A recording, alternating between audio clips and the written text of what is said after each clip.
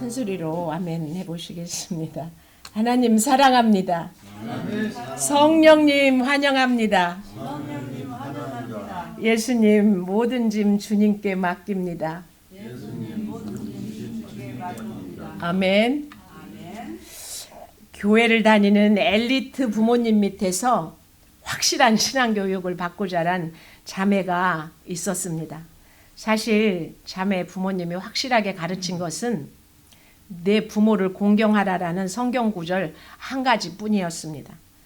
자매가 바라본 부모님은 못 가지고 못 배운 사람은 무시하고 가진 사람 배운 사람에게는 비굴한 모습이었습니다. 집에 오면 아빠는 엄마를 때리고 엄마는 또 아빠를 저주했습니다. 그러면서 자식들에게는 무조건적인 순종만을 강요했습니다. 초등학교 때 이미 자살 충동을 느낄 정도로 우울한 자매였습니다.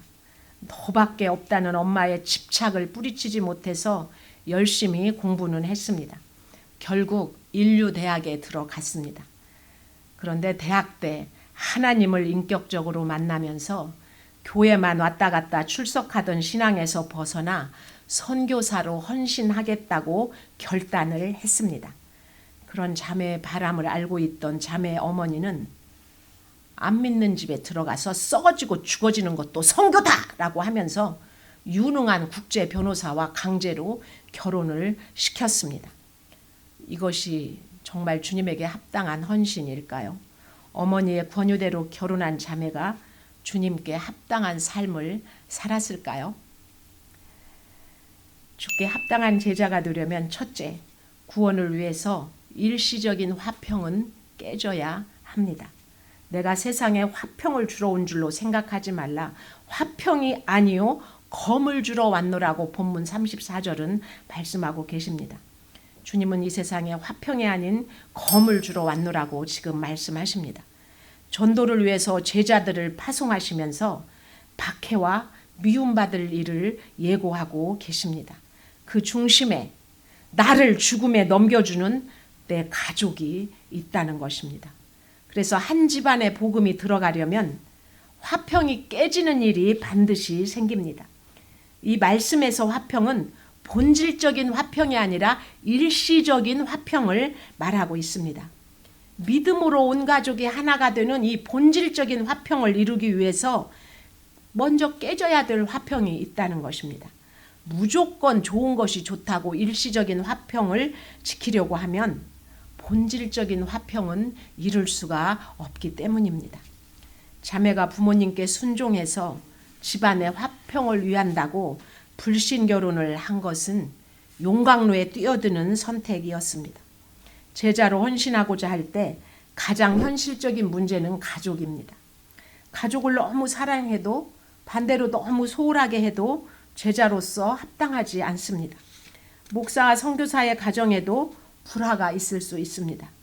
하나님을 안 믿는 사람이라도 화목하게 살 수가 있습니다. 그러나 믿음과 관계없는 화평은 깨져야 할 화평입니다. 진정한 화평을 이루려면 일시적인 화평을 깨야 할 때가 있다는 것입니다. 35절과 36절입니다. 내가 온 것은 사람이 그 아버지와 딸이 어머니와 며느리가 시어머니와 불화하게 하려 함이니 사람의 원수가 자기 집안 식구리라. 청주여자교도소의 여성 무기수 45명을 대상으로 조사를 해보았더니 반절 이상은 남편을 죽인 살인죄로 들어와 있었습니다. 그 다음은 부모, 그 다음이 형제, 자매, 그 다음에 친척, 그 다음 마지막 애인 순서로 들어와 있었습니다. 이렇게 죽일 정도로 미운 원수가 자기 집안에 있습니다. 유난히 핏줄 타령을 하는 한국에서도 식구들끼리 죽이고 다투는 사건은 날마다 뉴스에 나옵니다. 바로 그 핏줄 타령 때문에 불화가 생긴다는 것을 알아야 합니다. 인간적인 화평을 원하면서 가족에게 집착하고 기대하기 때문에 기대했던 것만큼 분노하고 죽이고 싶을 정도로 미워한다는 것입니다. 37절입니다. 아버지나 어머니를 나보다 더 사랑하는 자는 내게 합당하지 아니하고 아들이나 딸을 나보다 더 사랑하는 자도 내게 합당하지 아니하며 예수님보다 사랑하는 대상으로서 지금 부모와 자식을 말하고 있습니다. 부부는 말씀하지 않으셨습니다. 왜 그럴까요? 부부는 혈육이 아니기 때문입니다. 그만큼 핏줄에 연연하는 것이 인간의 본성입니다. 부부는 이혼해서 안 보고 살기도 하지만 자식은 끝까지 지키려고 하는 것을 볼 수가 있습니다.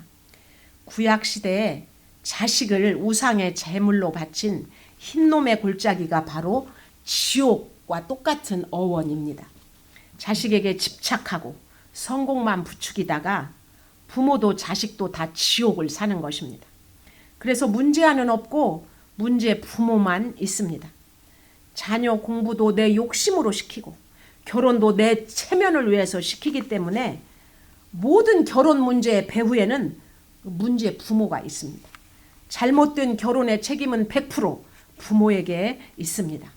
둘째는 자기 십자가를 지고 주님을 따르는 자가 합당한 제자입니다. 38절입니다. 또 자기 십자가를 지고 나를 따르지 않는 자도 내게 합당하지 아니하니라. 부모나 자녀를 예수님보다 더 사랑하는 사람도 합당하지 않고 십자가를 지지 않는 사람과 예수님을 따르지 않는 사람도 제자로서 합당하지 않다고 말하고 계십니다. 가족보다 주님을 더 사랑하는 것, 주님을 위해 목숨까지 내놓는 것은 십자가 지지 않고는 할 수가 없는 일입니다. 십자가는 바로 자기 부인입니다. 힘든 내 가족의 십자가를 지고 주님을 따르려면 먼저 자기를 부인해야 합니다.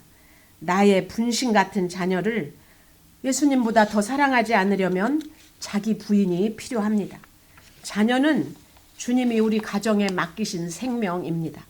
나의 소유가 아니라 내가 청지기가 되어서 양육해야 할 주님의 소유일 뿐입니다. 자녀의 품질이 좋으면 자꾸 내 것으로 생각하고 싶어집니다.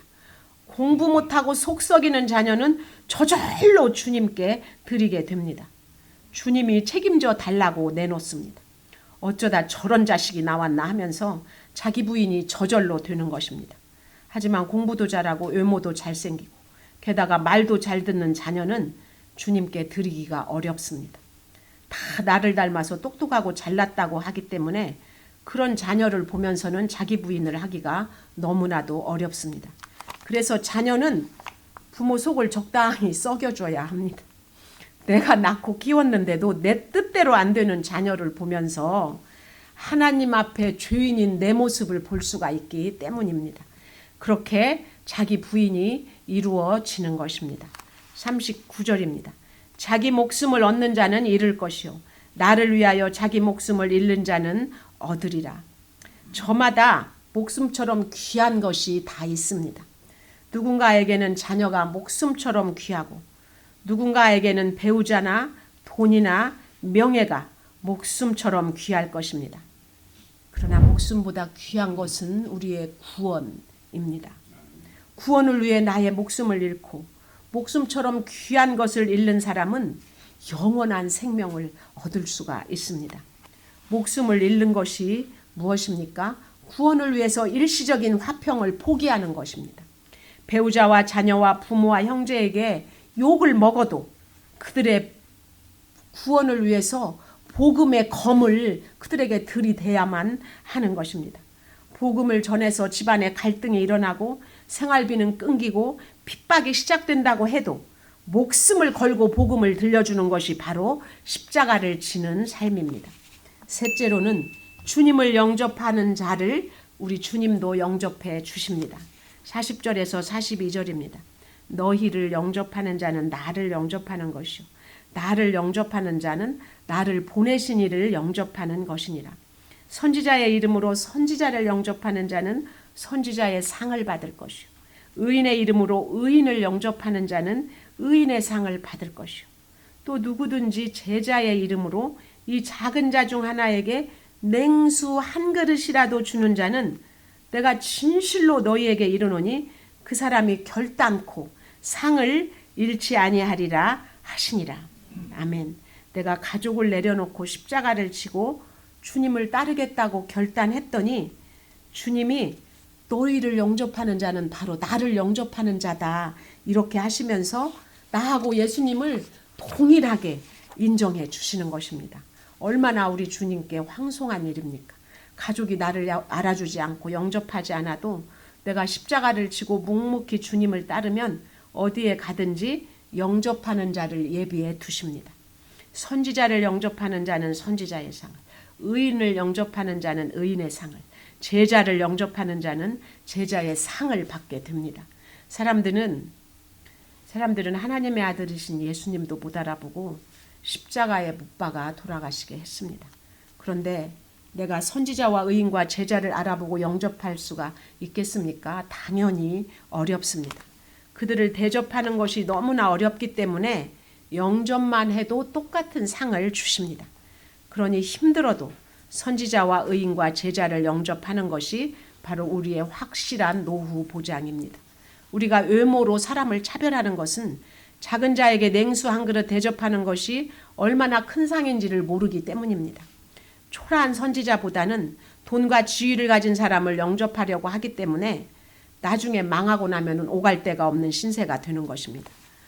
부모에게 순종하려고 유능한 변호사를 만나 불신결혼을 한 자매는 자신을 영접해 주는 곳이 하나도 없었다고 말했습니다. 우상 종교를 믿는 시댁에서 자란 남편은 밤에 손톱을 깎는다고 혼내고 북쪽으로 머리를 둔다고 화를 냈습니다. 남편이 14대 종손이기에 온갖 제사를 다 드리는데 절을 안 한다고 구박을 받았습니다. 시댁이 늘 찾아다니는 점쟁이가 너는 아내 복이 없다라고 해서 온 집안의 미움을 받아야만 했습니다. 무엇이든 실증을 잘 내는 남편은 물건과 옷과 차와 집을 수시로 바꿔대더니 결국 다른 여자와 바람을 피웠습니다. 결벽증이 있어서 냉장고 위에 먼지를 이렇게 쓸어보며 트집을 잡아서 자매를 때렸습니다. 미국에서 결혼 생활을 했는데 옆집에서 경찰에 신고할 정도로 폭력을 휘둘러 댔습니다. 첫 딸을 낳고 둘째도 또 딸 낳았다고 때렸습니다. 아이들에게도 잔인하게 대했습니다.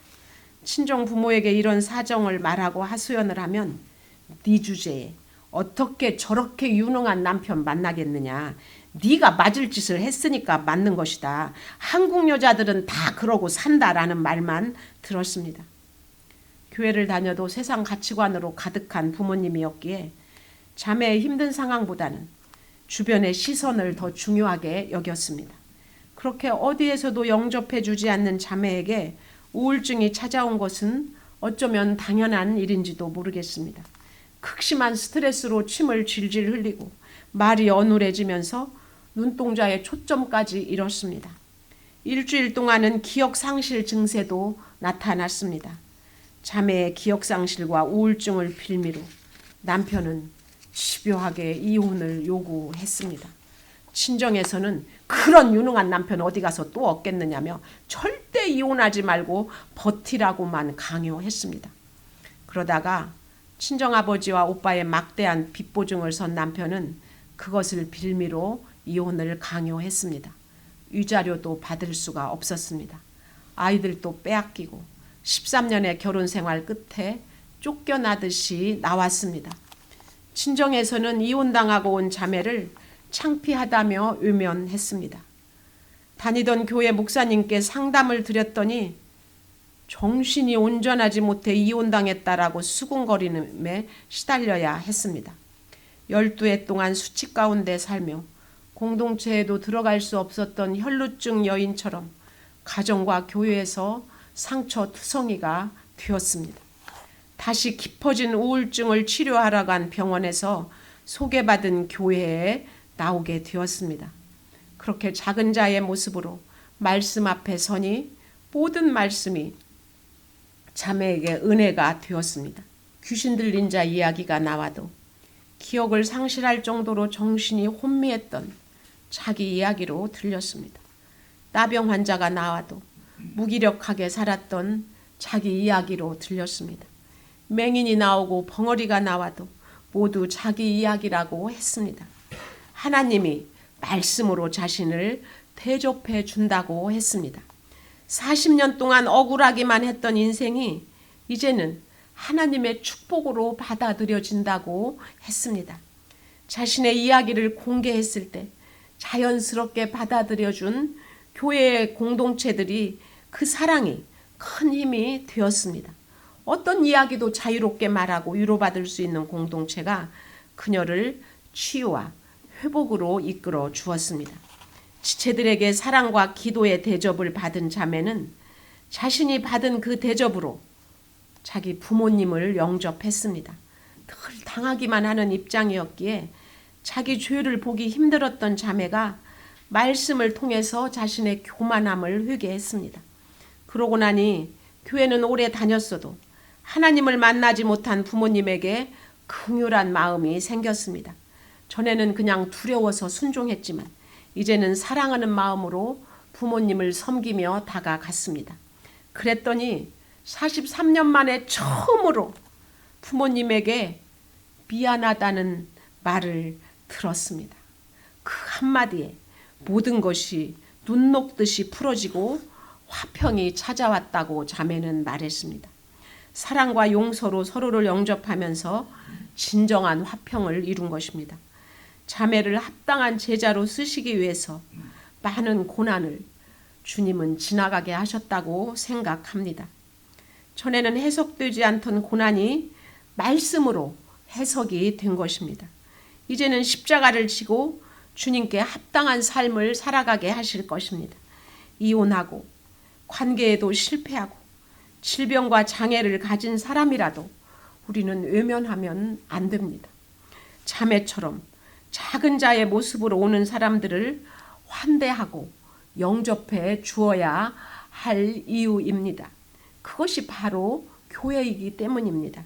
그래서 결단코 상을 잃지 않는 우리의 가정과 교회가 되시기를 주님의 이름으로 축원을 드립니다.